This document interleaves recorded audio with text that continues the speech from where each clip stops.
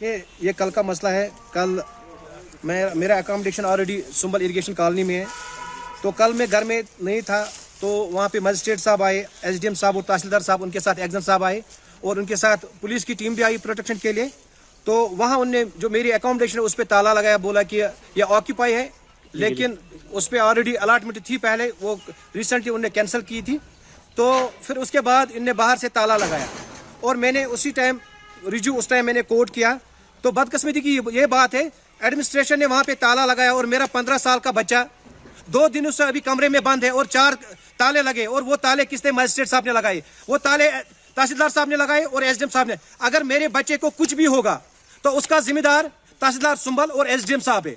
और मैं रिक्वेस्ट करता हूँ एलजी साहब से, अगर ऐसे ही चलता रहा, अगर ऐसे ही चलता यहाँ रहा तो आम इंसान की जिंदगी कैसी गुजरेगी।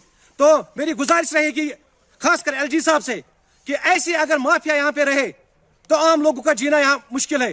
15 साल का बच्चा मेरा अभी क्वार्टर में बंद है और मैं गुजारिश करता हूँ यहाँ के एसएसपी साहब से और यहाँ के डीसी साहब से, इस पे जल्द से जल्दी कार्रवाई की जाए। अगर मेरे बच्चे को कुछ भी होगा उसकी जिम्मेदार यहाँ की एडमिनिस्ट्रेशन है। बात ये करी आपने इलीगली यहाँ पे ली थी, लेकिन अगर हम यहाँ कहेंगे आप कितने डिपार्टमेंट चले, एज अ ऑफिशियल मैं भी था 2023 तक मैं एज अ चेयरमैन था। यहाँ एग्जाम जेब से किराया नहीं देता है, ना यहाँ का तहसीलदार जेब से किराया दे। एज अ ऑफिशियल चेयरमैन था, मैं कैसे जेब से किराया देता?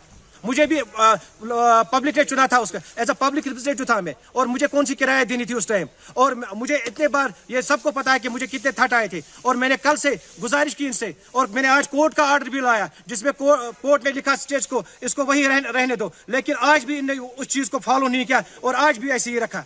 ये कल का मसला है। कल मेरा accommodation already Sumbal irrigation colony में है, तो कल मैं घर में नहीं था, तो वहाँ पे मजिस्ट्रेट साहब आए, एसडीएम साहब और तहसीलदार साहब, उनके साथ एक्जन साहब आए और उनके साथ पुलिस की टीम भी आई प्रोटेक्शन के लिए। तो वहाँ उनने जो मेरी अकोमोडेशन है उस पर ताला लगाया, बोला कि ये ऑक्यूपाई है, लेकिन उस पर ऑलरेडी अलॉटमेंट थी पहले, वो रिसेंटली उनने कैंसिल की थी। तो फिर उसके बाद इनने बाहर से ताला लगाया और मैंने उसी टाइम उस टाइम मैंने कोर्ट किया। तो बदकिस्मती की ये बात है, एडमिनिस्ट्रेशन ने वहाँ पे ताला लगाया और मेरा 15 साल का बच्चा 2 दिनों से अभी कमरे में बंद है और 4 ताले लगे। और वो ताले किसने? मजिस्ट्रेट साहब ने लगाए, वो ताले तहसीलदार साहब ने लगाए और एसडीएम साहब ने। अगर मेरे बच्चे को कुछ भी होगा तो उसका जिम्मेदार तहसीलदार सुंबल और एसडीएम साहब है। और मैं रिक्वेस्ट करता हूँ एलजी साहब से, अगर ऐसे ही चलता रहा, अगर ऐसे ही चलता यहाँ रहा तो आम इंसान की जिंदगी कैसी गुजरेगी। तो मेरी गुजारिश रहेगी खासकर एलजी साहब से कि ऐसी अगर माफिया यहाँ पे रहे तो आम लोगों का जीना यहाँ मुश्किल है। 15 साल का बच्चा मेरा अभी क्वार्टर में बंद है और मैं गुजारिश करता हूँ यहाँ के एसएसपी साहब से और यहाँ के डीसी साहब से, इस पे जल्द से जल्दी कार्रवाई की जाए। अगर मेरे बच्चे को कुछ भी होगा उसकी जिम्मेदार यहाँ की एडमिनिस्ट्रेशन है। बात ये करी आपने इलीगली यहाँ पे ली थी, लेकिन अगर हम यहाँ कहेंगे आप कितने डिपार्टमेंट चले, एज अ ऑफिशियल मैं भी था 2023 तक मैं एज अ चेयरमैन था। यहाँ एग्जाम जेब से किराया नहीं देता है, ना यहाँ का तहसीलदार जेब से किराया दे। एज अ ऑफिशियल चेयरमैन था, मैं कैसे जेब से किराया देता?